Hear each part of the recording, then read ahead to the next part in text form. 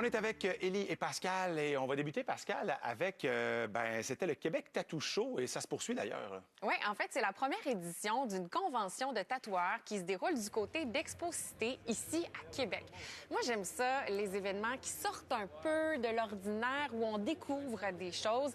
Et l'art du tatouage, c'est démocratisé maintenant un peu partout à travers le monde. N'importe qui maintenant va avoir des tatous. C'est pas tabou comme ça a pu l'être pendant plusieurs années. Et moi, je trouve ça tellement impressionnant de voir ces gens-là à l'œuvre. Donc, sur place, on retrouve près de 400 tatoueurs du Québec, mais aussi d'ailleurs à travers le monde. Il y a des tatoueurs du Japon, des tatoueurs de la France.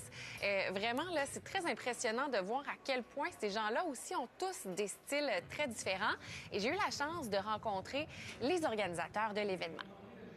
Honnêtement, le calibre d'artistes ce week-end ici au Québec Tattoo Show est assez incroyable. On est allé chercher des artistes de haut niveau. Vraiment, ça vaut la peine, ça vaut le détour. Il va y avoir plus de 15 concours pendant le week-end, 5 par jour. Donc, vous allez pouvoir voir des pièces incroyables se faire réaliser. Vraiment, on a commencé à en voir, là. C'est juste le stencil qui est collé sur la peau, là. Oh mon Dieu, là, ça promet. Justement, ici, on a quelqu'un qui fait du polynésien français. Lui, dans le fond, c'est comme du maori, il vient de Tahiti. Fait que, c'est vraiment un style unique. Fait que c'est différent. Fait qu'on va pouvoir trouver tous les styles de tatou de partout à travers le monde à l'événement cette fin de semaine. Il y a des trucs super réalistes, d'autres choses plus abstraites. Oui, tous les styles, vraiment du surréaliste, réaliste, néo-trad, new school, tout ce que vous voulez, tous les styles sont ici présentement. Et là, on voit des gens qui sont en train de se faire tatouer. Tu me posais la question, Élie, tout à l'heure. On n'est pas obligé de se faire tatouer pour aller faire un tour là-bas. On peut vraiment... On peut se faire tatouer. On peut se faire tatouer sur place. On peut prendre rendez-vous d'avance avec ces tatoueurs-là, mais on peut aussi juste aller zioter, aller voir qu'est-ce qui se passe parce que c'est très impressionnant de les voir à l'œuvre, de voir un dessin qui part de zéro, puis de voir le résultat final. C'est pas tout le monde qui a la même relation avec le tatouage aussi. Il y en a qui savent très bien que c'est quelque chose de permanent, fait qu'ils vont vouloir magasiner, regarder. Oui. Ils vont pouvoir aller là, justement, pour essayer de comparer les styles. C'est une super belle façon de s'inspirer. Ouais. Puis justement, j'ai rencontré quelqu'un qui passe la fin de semaine là-bas parce que lui, il sait faire un très gros tatouage, là. C'est pas la première fois qu'il a fait mes tatous. Il a tout fait mon chest, il va tout le faire, il a fait mon bras. C'est ma première convention. Il fait un beau gros... c'est un personnage dans la série World of Warcraft. Son nom, c'est Illidan Stormrage.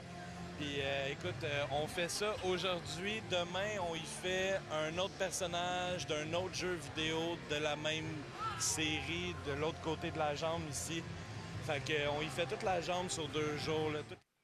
Et là, ce qui est important de mentionner, Mathieu, c'est qu'il y a vraiment du style de tatouage pour tout le monde. Je ne sais pas si on a les images, mais des fois, il y a des gens qui sont tatoués comme lui sur la photo. Donc, on va vraiment dans un extrême, lui tatoué jusque dans les yeux.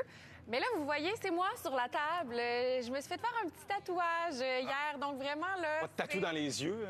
Non, pas de tatou dans les yeux pour moi. Mais ce que je veux expliquer aux gens, c'est que oui, des fois, ça peut avoir l'air très, très marginal. Mais il y en a vraiment là pour tous les goûts, tous les styles. Soyez pas intimidés d'aller faire un tour là-bas, même s'il y a des gens, des fois, qui sont des véritables œuvres d'art ambulantes. Là. Il y en a vraiment pour tous les goûts. C'est pour dire, je me souviens, il y a quelques années, les enseignants qui avaient des tatous, c'était pas nécessairement accepté. Il y avait des centres scolaires qui refusaient carrément, mais là, depuis des années, c'est acceptable. C'est pas mal fini, effectivement.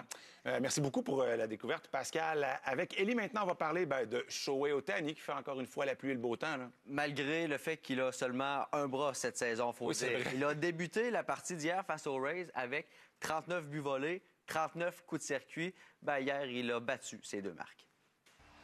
Any base hit will do. First pitch.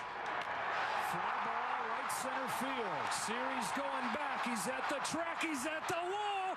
40-40. Walk-off grand. Incroyable. Il est devenu, avec ce coup de circuit qui n'était pas un simple coup de circuit, un grand chelem en fin de 9e manche, 2 retraits. Bien évidemment, les buts remplis qui a donné la victoire aux Dodgers au compte de 7-3. Il est devenu uniquement le 6e joueur de l'histoire de la MLB à atteindre le plateau des 40 buts volés, parce qu'il a volé son 40e but plus tôt dans la partie, et 40 coups de circuit. Et on le voit, là, c'est lui qui l'a réalisé, cet exploit-là, des 40 le plus rapidement de l'histoire. Mais précise quand même que il est aussi lanceur. Et c'est ça qui est complètement fou. Hein. C'est complètement... Même, bon, il y a certaines ligues qui ont amené le règlement Shohei Ohtani. On peut avoir un lanceur et le conserver dans la partie s'il est assez bon pour être au bâton. Cette année, il ne lance pas blessure au bras, mais uniquement du côté du bâton de l'offensive. C'est exceptionnel ce qu'il a été capable de réaliser. C'est lui, donc, qui détient le record le plus rapide des 40-40.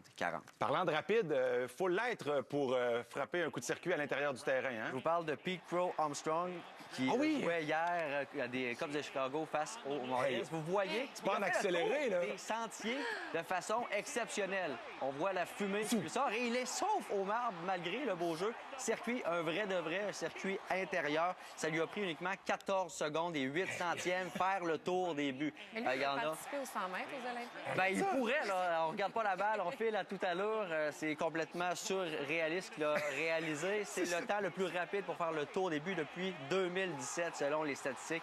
Complètement incroyable. Sinon, on dit des fois que dans la Ligue majeure, ben, les lanceurs ne sont pas les athlètes. Je sais pas ce que vous en pensez, mais regardez ici, Joe Musgrove, en début de 6e manche. Un petit roulant. Il remet avec le gant. Même pas besoin de son bras. Lui non plus, Shohei Ohtani pourrait prendre des notes peut-être. Avec le gant, directement un retrait au premier but. Tout un jeu. C'était une excellente sortie pour lui. A retiré 9 frappeurs. J'ai pas vu souvent cet uniforme-là. Non, c'est rare, ce nouvel uniforme avec des couleurs. Oui, ça inspire les joueurs. Miami Vice, un peu, là, quelque chose un peu années 80. Mais cette année, plusieurs équipes ont un 3e chandail, un peu comme le surnom de la ville. C'est pour mousser les ventes, entre autres. Hein, ça va Tiens donc. Chandail, pourquoi pas? Oui. On connaît un peu on connaît le patron un peu au hockey aussi. On a fait la même chose.